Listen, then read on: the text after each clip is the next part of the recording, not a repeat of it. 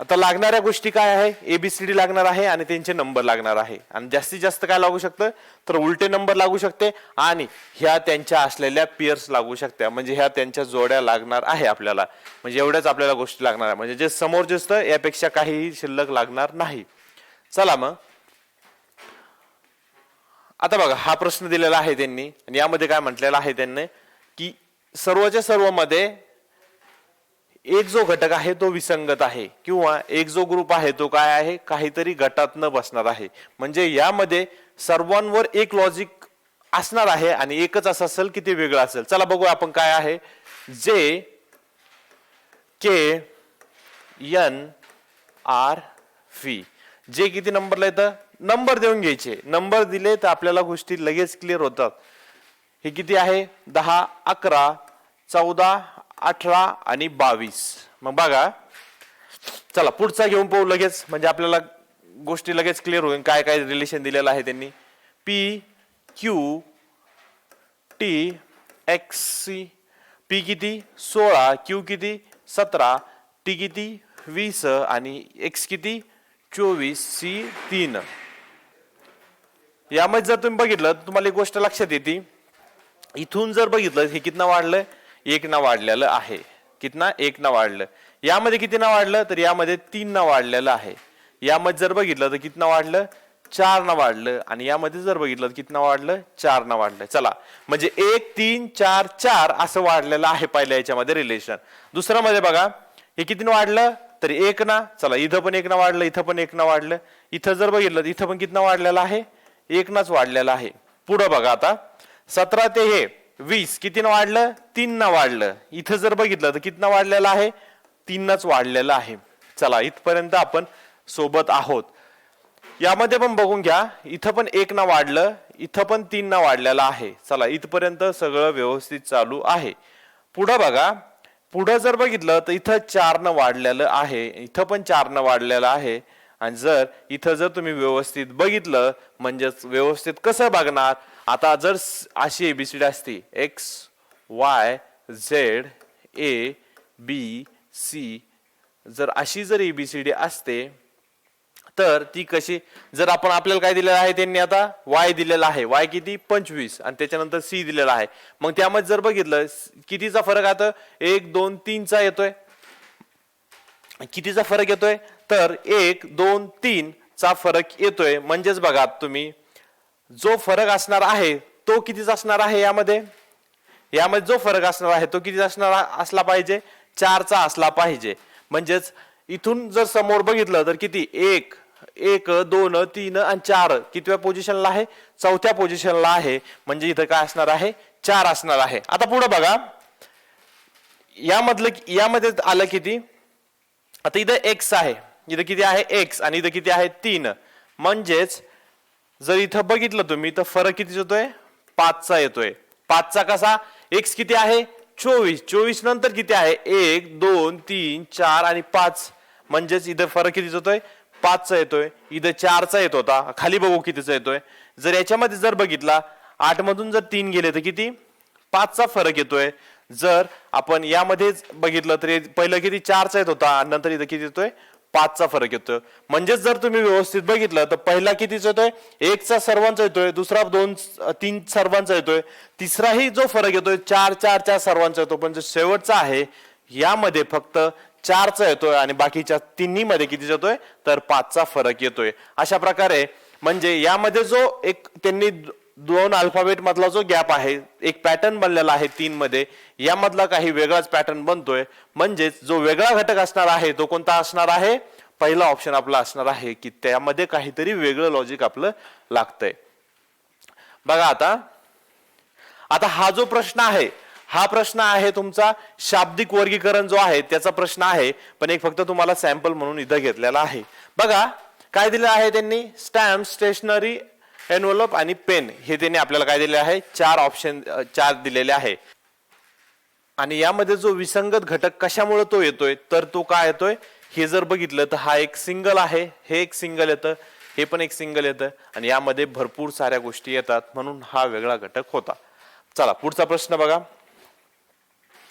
बघा आता यामध्ये काय दिलेलं आहे, ए बी डी सी, म्हणजेच ए बी नंतर सी आणि नंतर डी, म्हणजे असं असं आणि नंतर असं ए बी सी डी. बघा आता लगेच वाचतानाच आपल्याला सोपं पडतंय. A B C D E F G H, okay, I J K L M N O P. म्हणजे बघा यामध्ये सर्व या तिघांमध्ये जर बघितलं ए बी आणि जो सी येतोय तो काय येतोय लास्टला येतोय आणि मधामध्ये काय येतोय डी येतोय.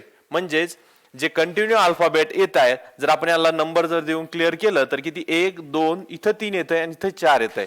त्याचप्रमाणे जर यांना हे नंबर दिले तर 5 6 इथं 7 आणि इथं 8 यालाही जर नंबर दिले. आता नंबर देण्याची गरज आहे का तर नाही, कारण हे बघितल्याच आपल्याला गोष्टी लक्षात येतात की ए बी नंतर सी येतं आणि त्याच्या आधी डी येतं, ई एफ नंतर जी येऊन आधी एच येतंय, म्हणजेच आय जे के आणि नंतर एल. याप्रमाणे फक्त यामध्ये काय केलेलं त्यांनी कंटिन्युअस एकदम सिरीज दिलेले आहे एम एन ओ पी अशा प्रकारे दिलेले आहे. बघा आता 9 10 12 आणि 11 यामध्ये बघा 13 14 15 आणि 16, म्हणजे 13 14 15 आणि 16 यामध्ये जर बघितलं 9 10 इकडे 11 आहे नंतर 12 5 6 7 आणि नंतर 8 1 2 3 नंतर 4 अशा प्रकारे आहे. म्हणजेच यामधला वेगळा घटक कोणता आहे तर तो कोणता आहे एम एन ओ पी. कारण का तर तो जो अल्फाबेटची आपली जी अरेंजमेंट आहे ती सरळ पद्धतीने आहे आणि यामध्ये काय केलेले आहे त्यांनी थोडीशी मिक्स पद्धत केलेली आहे.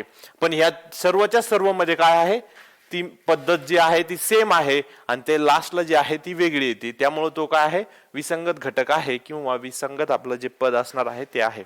गटात न बसणारा शब्द कोणता तर हा लास्टचा असेल. बघा आता पुढचा प्रश्न. हाही प्रश्न आता आपण सॉल्व्ह केला त्याच पद्धतीने आहे.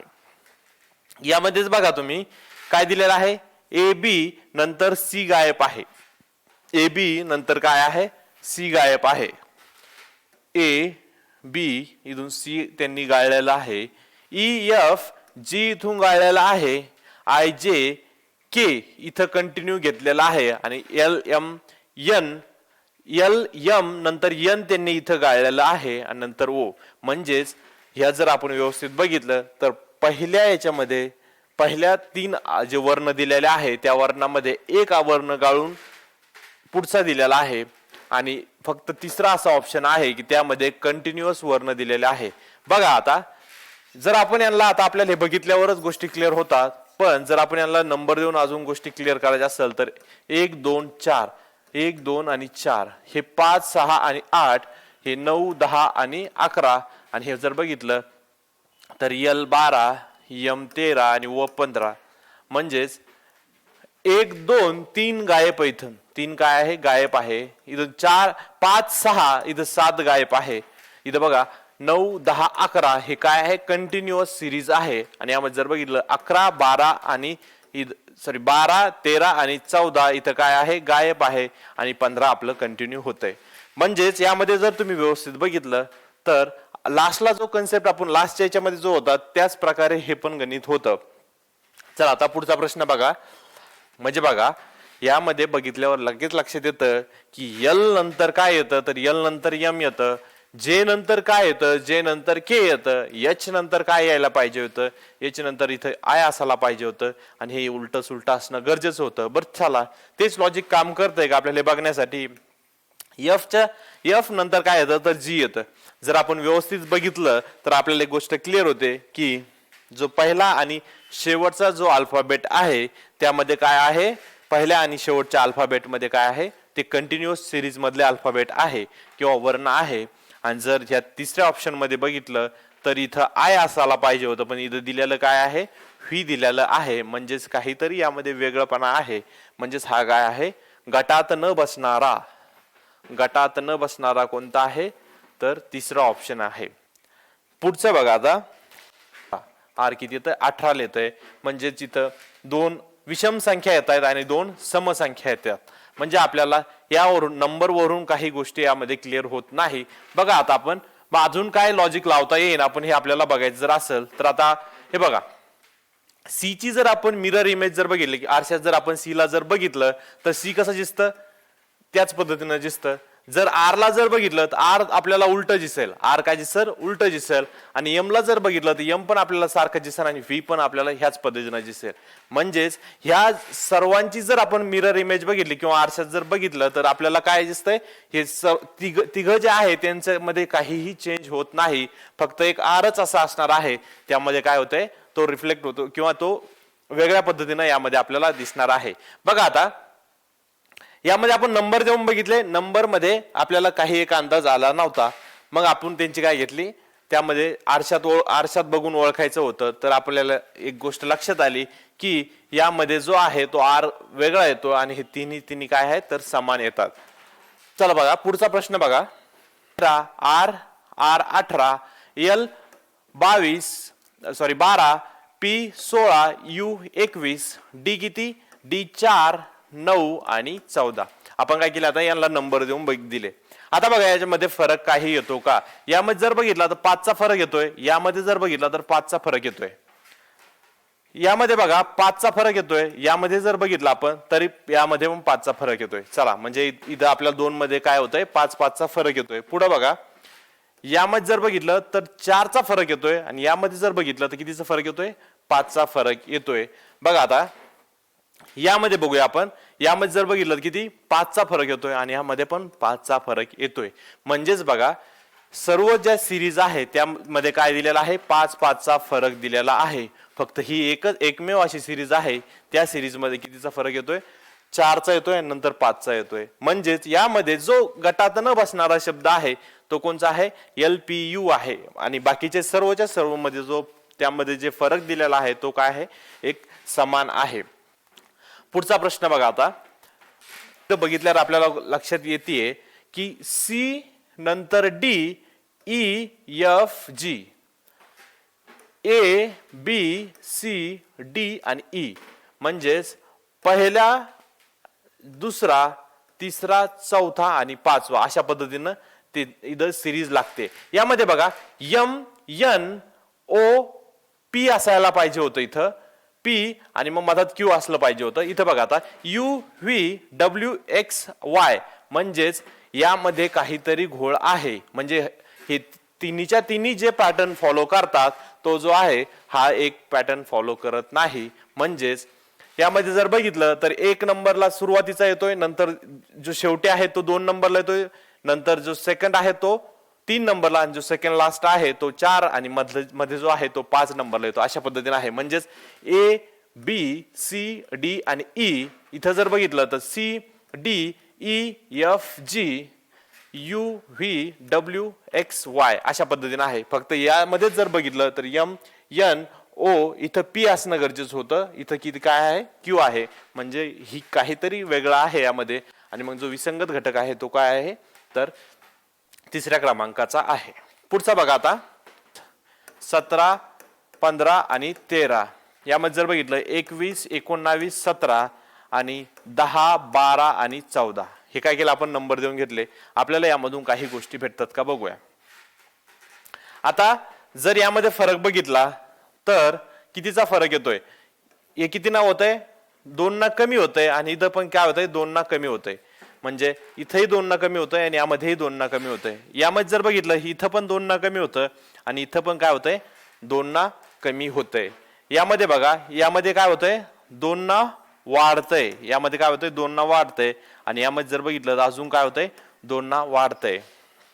आता या प्रश्नामध्ये बघा इथं काय होतंय 2 ना कमी होतंय आणि इथं पण काय होतंय 2 ना कमी होतंय. ते कसं आता जर बघा इथं असं असेल X Y Z A B C अशा पद्धतीने जर आपली एबीसीडी असते आणि जर याचा 2 नंबर आहे याचा 1 आहे याचा किती आहे 26 आहे तर हे किती ना कमी झालेलं आहे.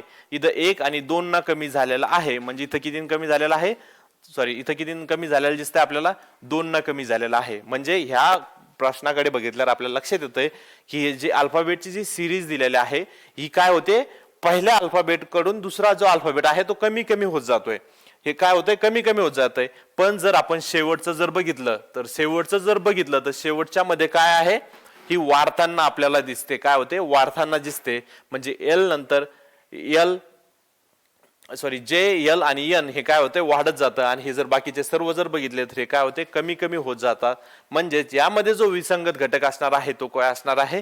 J L N. म्हणजे विसंगत का? तर हे जे तिघ जण जे पॅटर्न फॉलो करत होते तो हा चौथा करत नाही, त्यामुळे हा काय असणार आहे? विसंगत घटक असणार आहे. चला पुढचा प्रश्न बघा. यामध्ये काय दिलेला आहे? गोष्टी क्लिअर होत जाईल. 12, 19, 14, 22 आणि 5 याची जर बघितलं त्यांचं किती येतोय? 2, 15, 17, 21 आणि 18. यांचं बघून घ्या.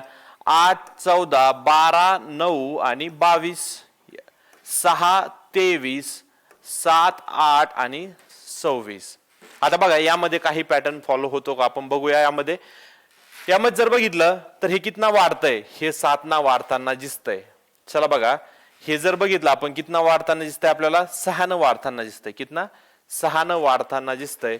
जर हे बघितलं तर हे काहीतरी वेगळंच होतंय. म्हणजे हे किती ना 13 न वाढताना दिसतंय. आणि जर हे जर बघितलं तर हे 17 वाढताना दिसतंय. म्हणजेच यामध्ये काहीही पॅटर्न फॉलो झालेला नाही. आता बघा अजून काही यामध्ये लॉजिक लागतं का आपण बघूया.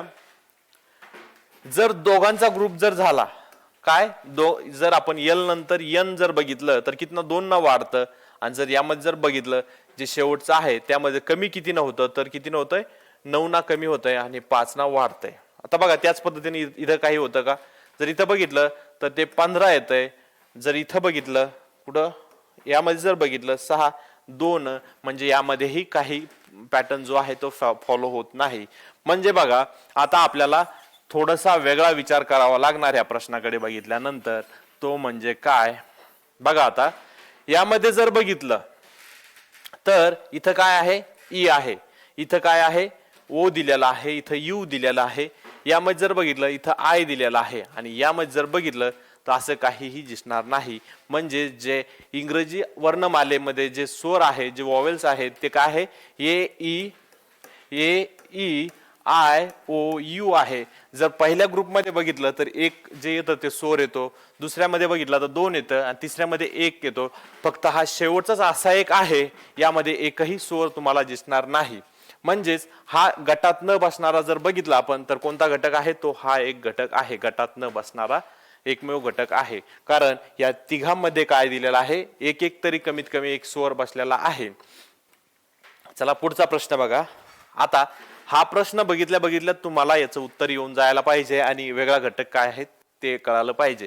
जर M13 आहे म्हणजे M13च आहे आपल्याला माहिती आहे. S19 येतं, H8 येतं, V किती येतं आणि P16 येतं हे माहिती आहे. V किती नंबरला येतं जर असं म्हटलं तर तुम्हाला मी सांगितलं होतं V म्हणजे विक्ट्री आपण किती ना दर्शवतो? 2 असं दाखवून दर्शवतो. आणि ते फक्त मी काय सांगितलं 2 वेळेस लिहायचं होतं. म्हणजेच V काय आहे? V 22 आहे. V 22 आहे आणि त्यांनी इथे काय दिलेलं आहे?